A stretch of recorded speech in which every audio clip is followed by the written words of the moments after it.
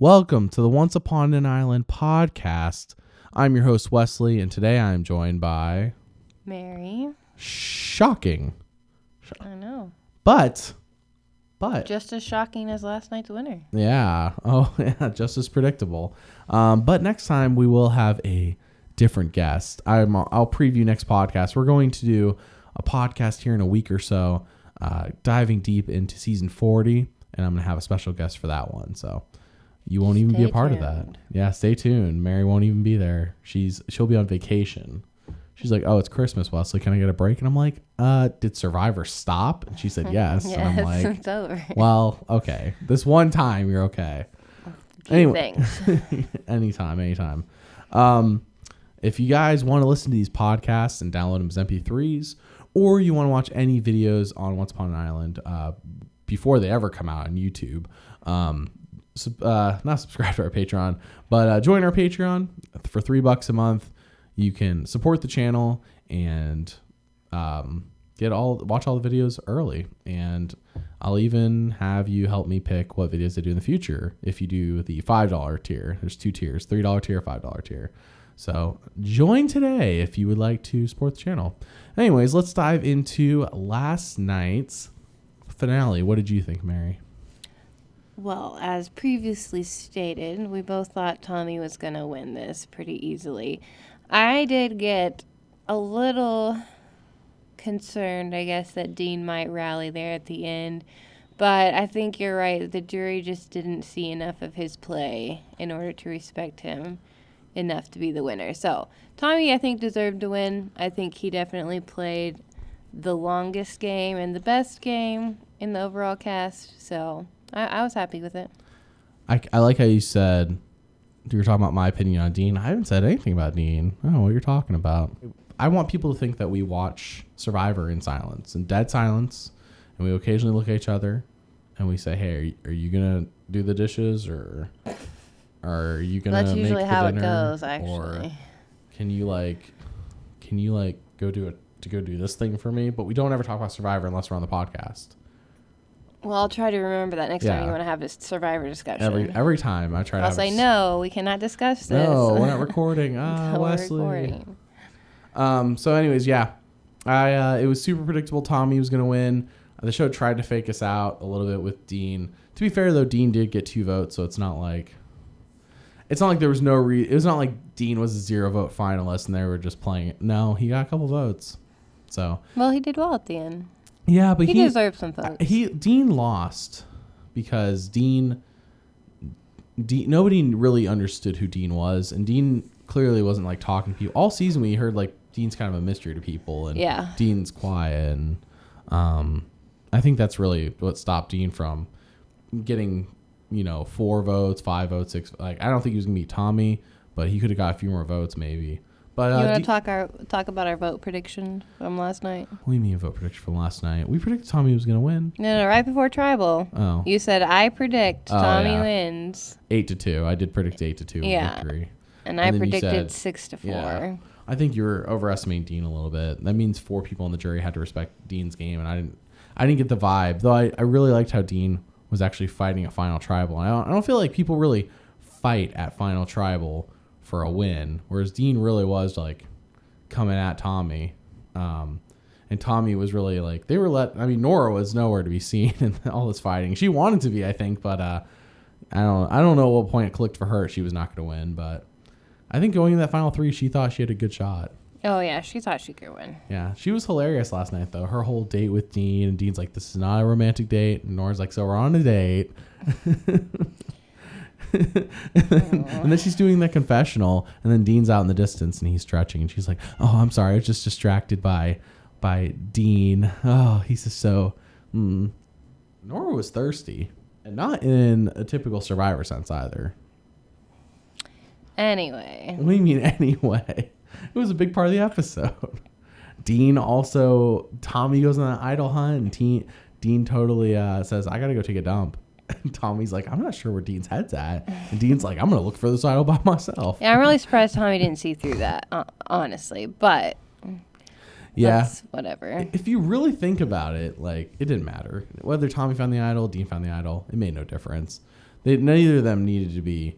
Neither of them needed. I mean, Dean did win that Final 5 immunity challenge, so.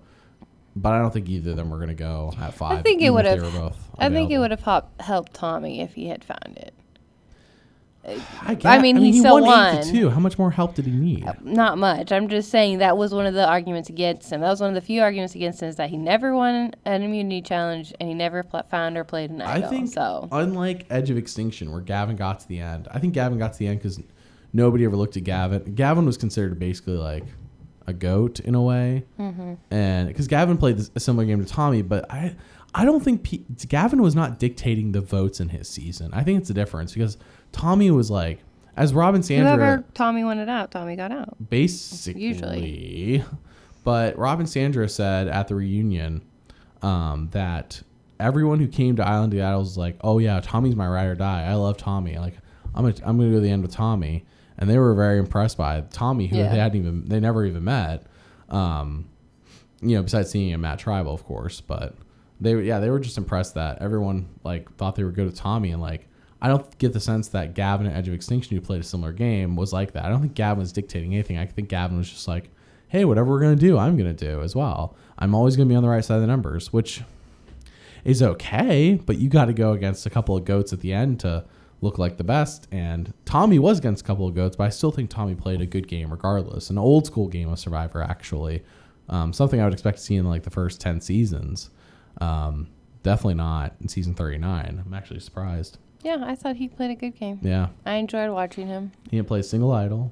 He didn't win a single immunity. No, it wasn't terribly exciting, but it was good. It was boring, actually. Frankly, it was just boring to watch Tommy win. Because it was so obvious who's going to win too. Because I feel like once Missy went this season, there was like no real competition to Tommy. Like once Missy was gone, I'm like, Tommy's got this. That's how I felt until Dean started playing. But the problem is Dean didn't start playing until right at the end. Well, he was like when he got comfortable. He was taking a page out of the Chris Underwood book. He's like, oh, it's day 36. I probably should start playing Survivor now. That was not Chris's strategy. That's not even Chris's fault. That, I mean, it is his fault in a way because he got voted out and then he didn't come back from Edge the first time. But it's not Chris's fault that he only had 3 days in a sense. So, anyways, yeah. So, anyways, it was kind of predictable who's going to win. The Noura and Dean kind of made the episode last night. Well, there was also the Noura and Lauren drama. Oh, yeah. You almost made me forget. Yes. Oh, I what made a forget. jerk. No. Sorry. Like, I'm saying that. I almost forgot that, yeah, Noura and Lauren, man. Nora's like, you're my number one, so I'm going to have Dean get you out, which I understand because Lauren was probably, if Lauren was in that final 3, I feel like Tommy and Lauren. If it was Tommy, Lauren, and Dean, I'm not sure how those votes go because Dean won a couple votes. That would have been way more of a close race. Yeah, gosh, that could have been like 4-4-2 or something, and they'd have to do a revote, and Dean would have to pick his winner. And who would Dean pick between Lauren and Tommy? I mean, probably Tommy, but I don't know that for a fact. Sure. Yeah, no, Lauren. Yeah, and then Noura was such a jerk to Lauren. I mean, don't get me wrong. Lauren immediately cries after Noura tells her she has to make fire, but like, bro, you had like a 1 in 3 chance of making fire. There's only 4 of you, and one of them isn't doing it, and that's Noura. Like, you had a very good shot, actually 2 in 3 shot, because 2 of them had to make fire. So she had a 66% shot she was gonna make fire, but she goes and cries, and Dean's like, whatever, I'm gonna go work on fire, and then Dean wins it, and I'm not saying it's because Dean's like, whatever, I'm gonna go make fire. Tommy helped him. And then Noura... And did not help Lauren, like specifically sabotaged her, I think. What we saw on television, I think, was very important because we saw Tommy help Dean, but we saw Noura berate Lauren. We didn't, even though Tommy could have actually. I mean, Tommy went over and talked to Lauren. Yeah. Yeah. And he tried to help her make fire, but he didn't really say anything. He was just like, oh yeah, just make sure you get it lit. I mean, he said something really basic. I don't remember what it was, but it was like not very helpful at all, and then walked away. Sure. Versus spending, like, it looked like a good amount of time and giving actual advice to Dean. Yeah, well, I understand. So I'm just saying, like, more probably happened than we saw on screen. But regardless, what we were shown is what's important because what we were shown is mostly Noura berating Lauren, which who knows how long that, like, affected Lauren. And, Lauren's thinking about that, and like, well, you're just trying to practice make fire, and it's like that night, and you're like over here like I'm getting berated by Noura, and Nora's being a crazy person. Yeah. It just ruins your whole day, Yeah, I'm sure it made it much more difficult. Sure. Yeah, because who knows what time of the day Noura actually told her? Because they're all like waiting. They're like, Nora's like, I'm gonna go for a swim, and then I'm gonna come back, and then I'll tell Talk you. for hours. I'll tell you why. For an hour, I'll explain all my reasons for why. Whereas if Nora's like, okay, guys, I think you two are my biggest targets. I'm putting Dean and Lauren in fire, and I think that would have been a lot easier to explain. Basically, it's telling Tommy to his face, like, I don't think you're a threat. Well, that's one of Nora's biggest mistakes, is that she never really realized that Tommy was a threat. I was hoping she was going to put Tommy and Lauren in that fire making challenge, but that would just give Tommy another point, because clearly Tommy knew how to do it and Lauren didn't. So either way, I don't think Lauren stood a chance, unless it was like Noura Lauren in that final four fire making. But or if Noura had picked Lauren, but and also Tommy just played such a clean game, because he was not blamed at all for that, for helping Dean. It was very smooth. Janet goes home. Janet's like, everyone, let's throw the votes on me and I'll play my idol. Tommy's like, yeah. But Janet knew. Because she asked, she was like, so Tommy, when did you decide to betray me? Well, yeah, so, she asked. But she still voted She for asked Tommy. that after Lauren was on the jury, though, and Lauren could tell her. Yeah. Our game plan was to get rid of you. But at Final Five, Janet was not like, Tommy's going to betray me. Tommy knows about the idol nullifier, Janet said, everyone, let's put all the votes on me and I'll play my idol and I'll vote for Lauren. But I'm just saying, I don't know if that's a testament to how well Tommy handled his relationship with Janet, or just how forgiving Janet is because she understands the game. Tommy and his mommy. Yeah. The name of the episode is after a Tommy quote, which I'm glad I didn't look at in advance, because even though I knew Tommy was going to win, stuff like that I feel like is a good indicator of like who I'm not saying was the always. Name of the episode? I'm not saying the person who always gives the name of the episode is the winner for the finale, but I mean, it was called Mama Look at Me Now, and I'm pretty sure Tommy said that. No, it was Dean. That was Dean? I specifically remember that. Yeah. Oh man, I feel like an idiot now. We recorded this. You can cut that out of the podcast. I'll cut. All right, I'll edit that out later. Cut that out, Wesley. Okay. Of course, I could be wrong, and then you'll. I just remember Tommy and his mommy, and for some reason I thought Tommy was the one who said that. But no, I'm pretty sure Dean said that when he was holding all his jewelry. Oh. Okay. Well, I know now. I know. All right. So, anyways, yeah, it was. I don't know. I feel like I'm sure there's a lot to talk about in a sense, but at the same time, it's like we saw this coming, and I feel like we already kind of dived into why. I mean, like the show kind of gave it away. Like every time something happened, it's like, whoa, what does Tommy think about this? What does Tommy think about Dan getting ejected? What does Tommy think about this? Even last night, there were still like times when things happen and like we cut to Tommy. What does Tommy think about this? Yeah. I forgot exactly what it was, but it was like right before the final immunity challenge, the final 5 immunity challenge. We cut. I don't know. I'm on. I know what I'm talking about. I just don't remember what was said before, so it's not as relevant. But anyways, yeah.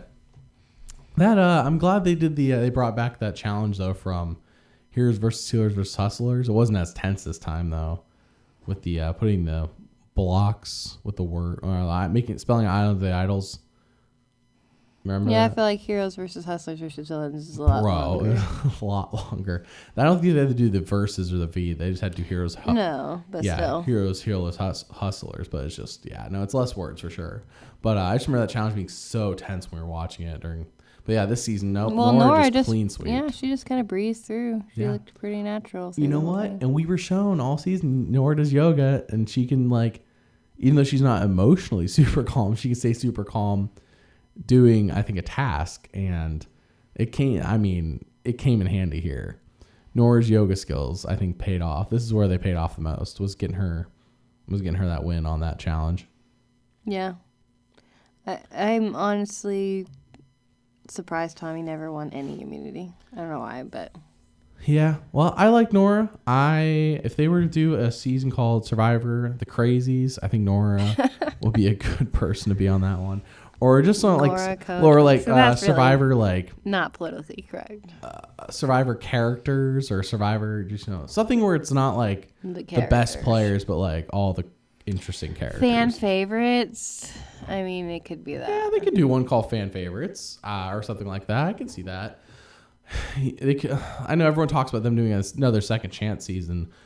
I'm not sure if they'll do that. They don't tend to do sequel seasons. I mean, they did a couple of times, like they did Blood versus Water 2, but sequel seasons, I feel like, I don't know, not as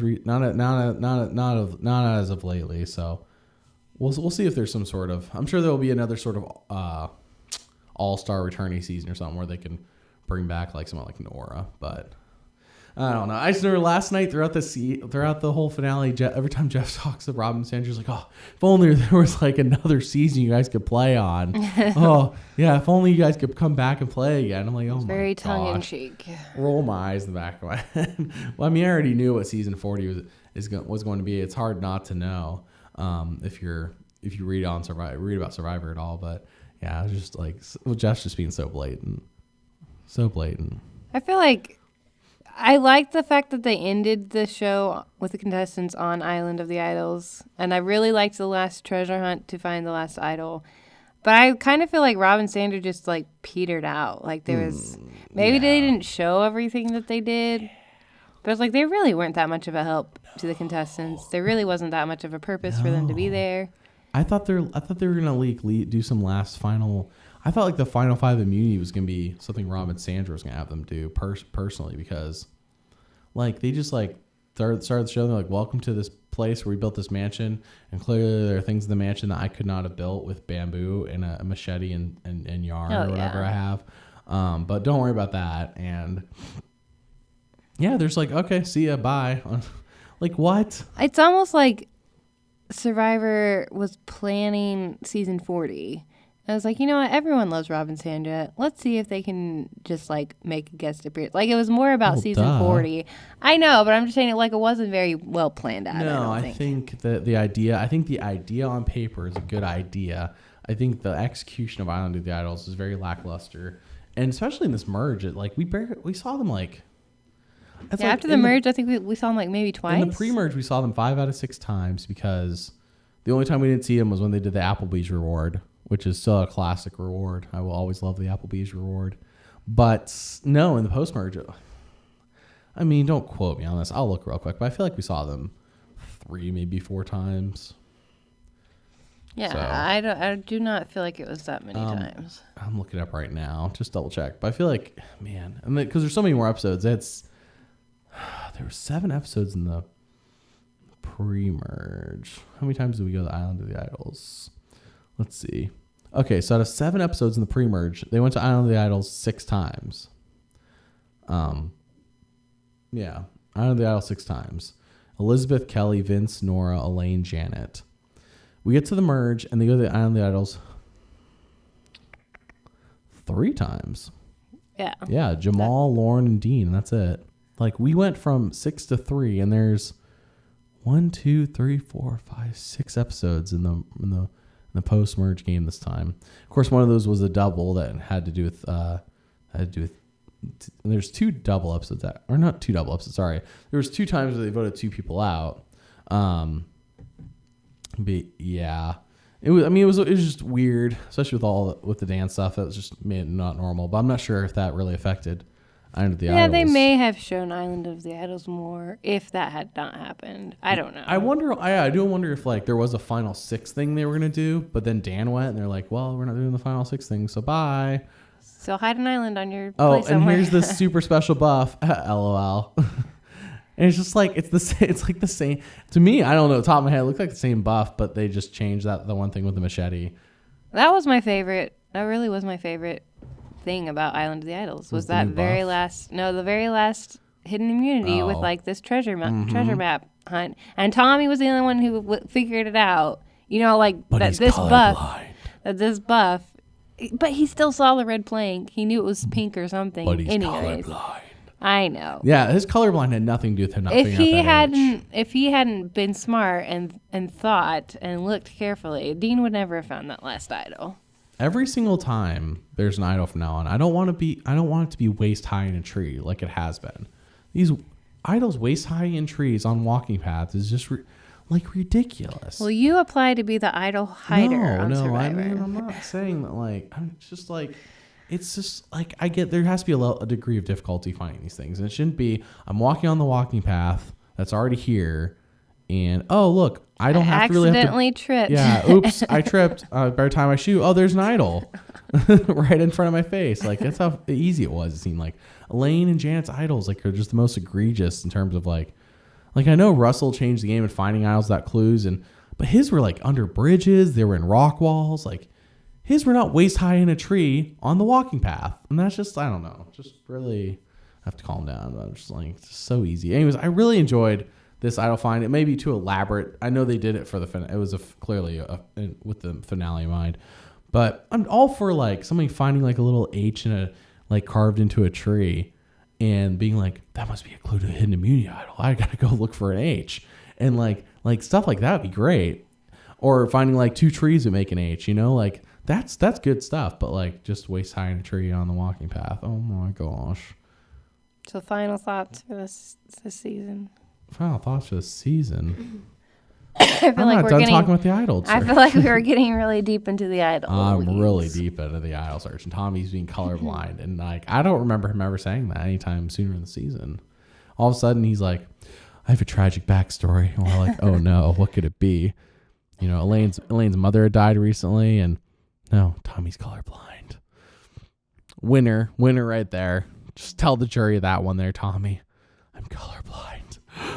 Tragic. Anyways, no, he only brought it up because it related to the idol. I know. He wasn't like... And that's the only reason he told Dean about it, was because he thought he needed help. Uh-huh. Yeah. Should have kept your mouth shut. I'm surprised he didn't tell Lauren, because I think he didn't want Lauren to... He didn't want Lauren in that final three, so he didn't tell Lauren. Which, would have been the person I would expect him to tell if he was... But he was not... I don't think he was intending to bring her anyways. No, he wasn't. It's a good thing Tommy didn't win that final... I bet you he probably threw that final immunity knowing... I don't want to have to pick who goes to fire. We never heard from him about that, from what I recall. But because if he wins the final immunity, he has to pick who goes to fire. And who's he going to pick? Noura and Dean? He doesn't want Lauren at the end. Right, but do you willingly put yourself on the block? I think Tommy knows I can make fire. True. And I can also probably convince one of these people to bring me to the end. So I think Tommy was kind of in a good position there once he got to 4. But if he'd actually thrown it, I think he would have mentioned that. Yeah, he could have thrown it, not told anybody. You know that, right? You can just do bad at the challenge and not say a word. No, I know. I'm just saying. It's called the production strategy. Don't let production know what you're doing strategy, because you don't want anybody to know. Yeah, I don't know. He just had himself in a good position. We already knew Janet was going out at 5. There was so much hype behind. Her idol and the nullifier. It's okay. And then Dan gets ejected. It's well, Dean only has one shot to play it. Jan only has one shot to play it. And she counted her chickens before they hatched. I liked Janet. Yeah, Janet. I mean, she was. Oh, I don't know. I know people love her. She was okay, I guess. This whole cast. I was nah. I wasn't very enthused about this entire cast. I think terrible. But the only person I think I actually was really liking was the person who got voted out in the second episode, which I think was Molly. I think it wasn't Chelsea. Yeah, I think it was Molly. We really liked Kelly too. We thought Kelly would, but she was. I did. I liked Kelly. Smart. The whole Dan thing happens and Kelly goes home. Makes me feel very weird about Kelly and her exit. Not that Kelly did anything wrong necessarily. It's just that I don't know. I was liking Kelly, and then Kelly didn't have a traditional exit, so it makes me feel very mixed about Kelly in her game. I wonder if they'll invite her back. At the reunion, I almost half expected them to be don't worry, Kelly, you're invited back to another season, but who knows, man? I mean... Maybe she doesn't want to. I don't know. Yeah, they might also not have a season planned for returnees that they can bring her back to. So then later on, they're Kelly's calling them when am I going to be back? You told me I would be. And they're well, I guess we can do another Redemption Island season and do coaches. Anyways, final thoughts on season. Overall, I haven't been this bored since Ghost Island. I like David vs. Goliath. I know people like to take a dump on Edge of Extinction. I liked Edge of Extinction. I like the characters on Edge of Extinction, even though if I didn't really care as much for the twist. But I was just bored by Island of the Idols, which is a shame. I think it's the worst, is when you're just bored. I'm just bored. I already know who's going to win. It's clear as day. It's just boring to watch. There's no surprise. There's just, like, if it was a 2-man race between Dean and Tommy like the whole season, a little bit more interesting. I think Ghost Island had that going for it. It was like, I thought Dom was going to win. Wendell won. And that tie vote at the end like made it interesting, but no, nothing like that here. So I don't know. It's not a season I'm ever going to look forward to watching again. But yeah, I don't know. That's where I am right now. What do you think? I will say that I did enjoy some of the characters on this show. I thought it had potential, but it just didn't live up to its potential. I always enjoy seeing Rob and Sandra on TV. They think they make good TV. They're interesting and funny. But overall, yeah, like you said, good idea, lack of execution. Yeah, I really do think the execution could have been better. I think they were a little bit limited. Planning for the season, they were a little bit limited, knowing that we only have 42 minutes for an episode. It wasn't like, okay, well, I think if they knew they had like 90-minute episodes, which is really 60 minutes without commercials, they could have been like, okay, we can do a little more complex things than Island of the Idols, such as having them actually talk about strategy and not just play silly little games like flipping a coin and talk about jury management with that. But I don't know. I just think I think Survivor production has like these concepts, and they're like, okay, here's a great concept, Edge of Extinction. Like, we have this great concept, Island of the Idols, but it's like we only have 42 minutes. They're always restricted by 42 minutes, and I truly wish there was like, I know they like a director's cut, or not director's cut, but like an extended cut we could watch online maybe, for CBS All Access, or I don't know, just CBS, just let them have 90 minutes. Like, this is still one of their most popular shows. This show, I think 90 minutes is too long. I think you cut down on reward challenges or something, if anything. Just cut out reward challenges and just include them. That's what they did every time it was on to the Isles, just threw reward in with. Include it in the immunity. Yeah. I just think that the general casual Survivor audience likes the challenges. Yeah. And I do like some of the challenges, depending on what's at stake. Steak, because they had steak last night. Anyways, depending on what's at stake, I do like the challenges. But I think they want to have 2 challenges no matter what, or 2 of something interesting no matter what. But I really wish they could just like do 90-minute episodes with 2 challenges. But the casual Survivor is not going to watch that. That's way too long. You say that, but like, I would not watch a 90-minute. What are you talking about? It's just another 30 minutes on top of what we're watching now. It's not that long. Okay. It's really not. I'm just telling you, I would not want to. You know what? Not all of us. You're not allowed back on this podcast fans until 2020 now. Okay, fine. That's your punishment. That's good. Thank you. That's my goal. Wow. You're not being held hostage. You can leave any time. Anyways, so overall, season was meh. No, I don't look forward to rewatching it. I know eventually at some point I'll have to break down Tommy's game. And I'll be like, okay, here's an example of the most obvious winners at it we've had in a while. But that's pretty far in the future. Right now, I'm in the middle of 39 Days of Survivor Africa. Just released the Lex Vandenberg video. I thought that was pretty fun. I know you haven't watched it because you hate me. Is that the truth? That is not the truth. I heard that on the street. I have not watched it yet because you have not told me it was done. What are you talking about? What are you talking about? Or you told me and I forgot. Yeah, it's probably that one. All right. Well, anyways, that's it for this podcast. We're gonna look at the season 40 preview and talk about that, but that's gonna be a separate podcast that will also be uploaded today. So look for that on the Facebook page for Once Upon an Island and on our YouTube channel, Once Upon an Island. Thank you for listening, and we'll see you next time. Bye. Bye.